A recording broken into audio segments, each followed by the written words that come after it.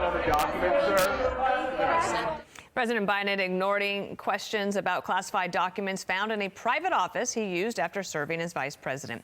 The papers were discovered in a locked closet just days before the midterms. The administration says the White House is cooperating with the National Archives and the Department of Justice regarding the discovery of what appear to be Obama-Biden administration records, including a small number of documents with classified markings. The documents were discovered when the president's personal attorneys were packing files housed in a locked closet to prepare to vacate office space at the Penn Biden Center in Washington, D.C. So let's bring in Karl Rove because, well, sounds a little similar, Karl? Well, there are differences, but you can't make this stuff up. But there are differences. For example, how many documents? In Biden's case, there appear to be about 10. In the case of President Trump, hundreds. How did they get there? We don't yet know how the documents got to the Biden office connected with his activities on behalf of the University of Pennsylvania. We know that President Trump ordered the removal of the documents to Mar-a-Lago. How responsive were they when the Biden people found out about it? They immediately called the appropriate authorities and turned them over. We spent a year and a half watching the drama unfold in Mar-a-Lago, and it had to end in a police search to recover the documents. But still, despite the differences, this is going to create lots of headaches for the Department of Justice in deciding how to handle President Trump's issues, because now they have an issue that, at least in the minds of a lot of ordinary Americans, are going to be conflated as being roughly the same. Yep. That's why I think they did a smart thing in turning this over to the U.S. Attorney in Chicago to look at initially, because that's one of the two remaining Trump-appointed U.S. attorneys left in the Justice Department. That and the Delaware U.S. attorney who's looking into Hunter Biden.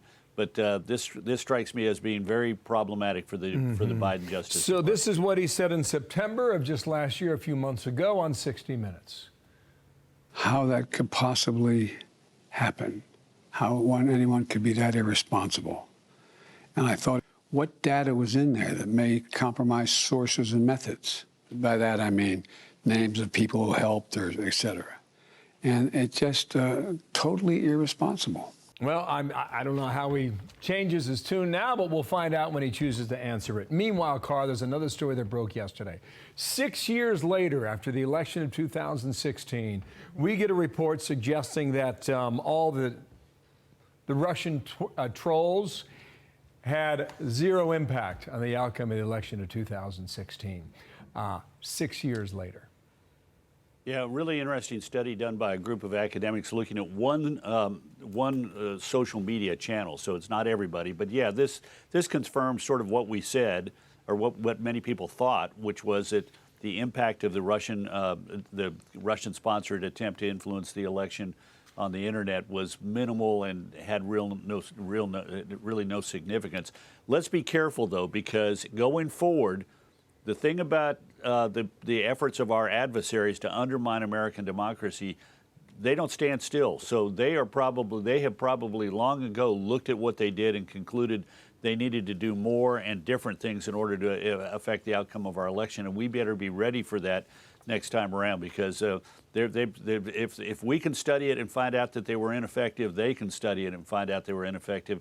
And they do want to be effective. The Russians, the Chinese, the North Koreans, other non-state actors want to affect American democracy, and they'll be coming back in some way, shape, or form in the future. The other thing that was not said in the report that I thought was interesting, Bill, was, look, we know, looking at what they did, that their object was to discombobulate both sides. This was to sort of undermine not just Republicans, but also undermine Democrats, and not only undermine, not only attempt to stir up animosity among Republicans, but stir up animosity among Democrats as well. So it'll be interesting to get a more fulsome understanding of how all of those efforts work. Yeah, and you make a great point about coming back again. Karl, thank you so much. You will come back again very soon. Thank you, Karl. Nice to see you down in Austin, Texas. You bet. I'm Steve Doocy. I'm Brian Kilmeade. And I'm Ainsley Earhart. And click here to subscribe to the Fox News YouTube page to catch our hottest interviews and most compelling analysis.